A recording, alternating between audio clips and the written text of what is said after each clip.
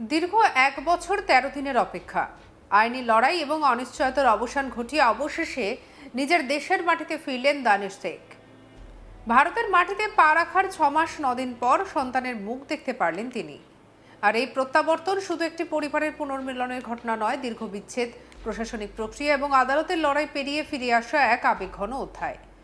এরই মধ্যে রাজ্যে রাজনৈতিক পালাবদল হয়েছে। তৃণমূল সরকারকে সরিয়ে ক্ষমতায় এসেছে বিজেপি। আর সেই পরিবর্তনের আবহেই দীর্ঘ প্রতীক্ষার অবসান ঘটে পরিবারের সদস্যদের দেশে ফেরার এই মুহূর্ত স্বস্তি এনে দিয়েছে তাদের পরিজনদের। চলুন ছবিটা দেখি।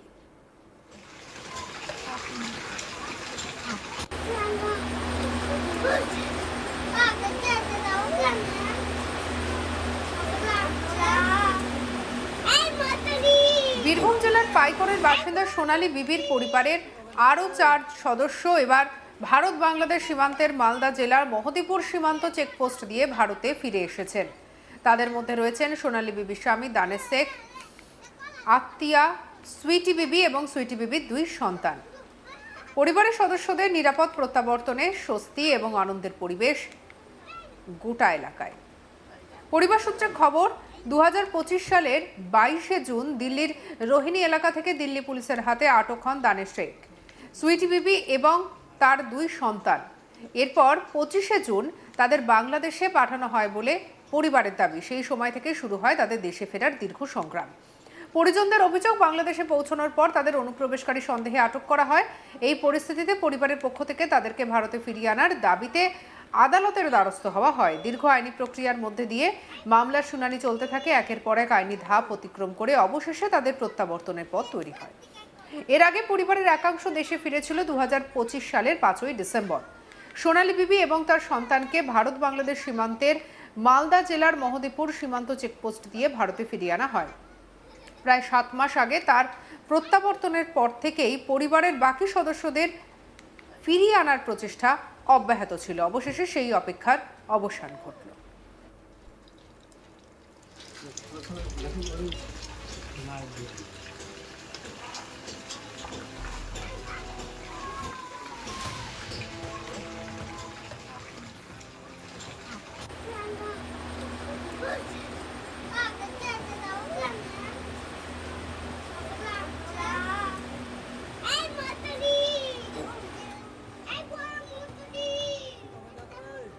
অবশেষে সেই অপেক্ষার অবসান। একই মহদীপুর সীমান্তের পথ দিয়ে দেশে ফিরলেন দানেশ শেখ, সুইটি বিবি এবং সুইটি বিবির ২ সন্তান। দীর্ঘ ১ বছর ১৩ দিনের দেশে ফেরার লড়াই শেষ করে ভারতের মাটিতে পা রাখলেন তারা। আর ভারত থেকে বিচ্ছিন্ন থাকার ৬ মাস ৯ দিন পর নিজের সন্তানের মুখ দেখলেন দানেশ শেখ, যা পরিবারের কাছে সবথেকে আবেগঘন মুহূর্ত। পরিবারের সদস্যরা জানিয়েছেন, দীর্ঘ অনিশ্চয়তা, অপেক্ষার আইনি লড়াইয়ের পর অবশেষে তাদের প্রিয়জনরা নিরাপদে দেশে ফিরেছেন। এতদিনের উদ্বেগ কাটিয়ে পরিবারের সকলের মধ্যে স্বস্তি ফিরে এসেছে। দীর্ঘ বিচ্ছেদের পর পরিবারের সদস্যদের পুনর্মিলন ঘিরে আবেগঘন পরিবেশ তৈরি হয়। নিরাপদ প্রত্যাবর্তনের এই মুহূর্তে পরিবারের সদস্যদের মুখে ফুটে ওঠে স্বস্তির হাসি। আর দীর্ঘ প্রতীক্ষার অবসানে এলাকা জুড়ে তৈরি হয়েছে আনন্দের আবহ। কি বলছেন দানেশ শেখ?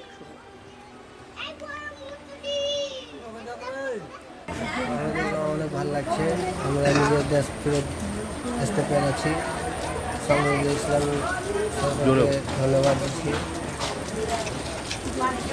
সামরুল ইসলামজিকে সরকারকে আমরা ধন্যবাদ দিচ্ছি যে আমরা আমাদের দেশ ফিরে গেছি। আমরা অনেক খুশি আছি যে আমার বাচ্চাটা আমি কোলে দিতে পেরেছি, আমার বাচ্চাটাকে আমি দেখতে পেয়েছি।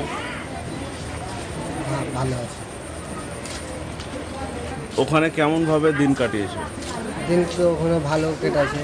ভালো দাদা ছিল আমার, সে আমাদের সাহায্য করেছে। দেখুন, অসুবিধা বহুত ছিল। আমরা যখন থেকে বর্ডারে পার করে দিয়ে এলো জঙ্গল আমরা 3 দিন 4 দিন ধরে আমরা ভর্তি বেড়াচ্ছি। আমাদের তো সাথ দেয়নি, এটা আমাদেরকে দুঃখ হচ্ছে যে আমরা কী করতাম তখন আমরা যদি আমাদের সাথ দিতে না দিতে।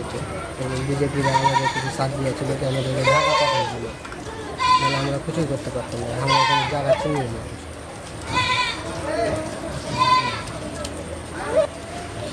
আপনারা কখন ফিরে এসেছেন এবং ছেলেকে দেখতে পেয়ে আপনাদের কীরকম অনুভূতি হচ্ছে? কালকে 10টার সময় রাত্রে এসেছি। আমাদের অনেক ভালো লাগছে।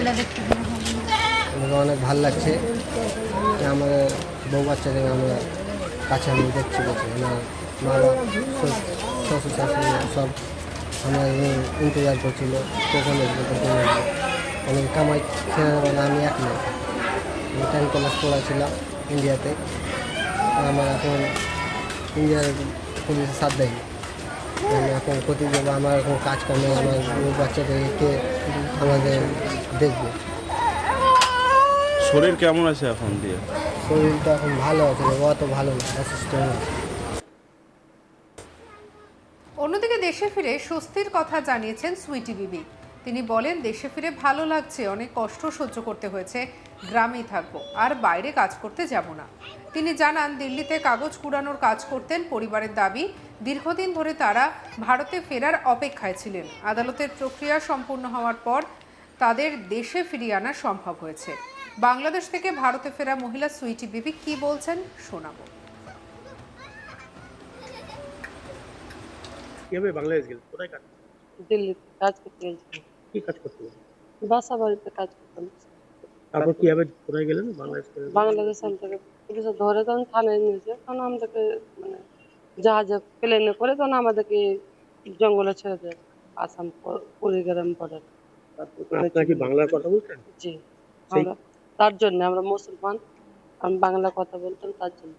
তারপর কোথায় ছিলেন বাংলাদেশে? বাংলাদেশে এসে আমরা জেলখানায় যাওয়ার পরে আমাদেরকে আমাদের দেশের আমার মফিজাদা মেম্বার তারা আমাদেরকে নিজে জামিন করেছে ওখান থেকে।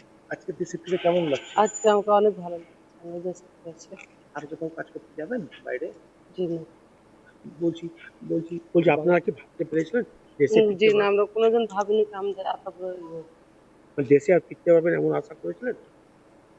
তবে আমি আশা ছাড়িনি, আমার দাদা সাথে ওকে দাদা আমার সাথে ছিল, বাড়িতে দেখে সামরুল আসলাম আমাদের সাথে ছিল, তার জন্য আমরা আশা ছাড়িনি। সামরুল ইসলামকে দাদাকে ধন্যবাদ আর মফি দাদাকে ধন্যবাদ। বাংলাদেশে আপনার সাথে কোনো টর্চার হয়েছিল আপনাদের জি সাথে? কোনো টর্চার হয়নি আমাদের সাথে। বাংলাদেশে আমাদেরকে পুলিশ জেল করেন অনেক ভালোবাসতো, জেলার সব আমাদেরকে ভালোবাসতো, কোনো টর্চার করেনি আমাদেরকে, কারণ আমরা মনে শান্তি ছিল না এখন। আজকে ভালো লাগছে? আজকে আমাকে ভালো লাগছে স্যার, দেশে ফিরে কতটা আনন্দ? বহুত আনন্দিত আছি। আপনার ছেলে মেয়ের তো পড়াশোনা বন্ধ হয়ে গেছে। জি, 1 সাল থেকে আমার বাচ্চার পড়ালেখা কিচ্ছু হয় না, আমাদের কিচ্ছু হয় না, রোজগারও হয় না আমাদের, কারণ আমার স্বামী নেই। তবু আমরা কষ্ট করে আমরা কি করে বাংলাদেশে থাকলাম আমরা জানি। কি নাম ছিল আপনার স্বামী? আজিজি বলছি এখন যে দেশে ফিরলেন ছেলে মেয়ের পড়াশোনা করাবেন? পড়া। আর কি যাবেন বাইরে কোনো কাজ করতে? জি না, যাবো না, দেশে থাক। চাষবাস করবেন? জি, চাষবাস সঙ্গে রাখুন আজ তাক বাংলাকে, সাবস্ক্রাইব করতে ভুলবেন না।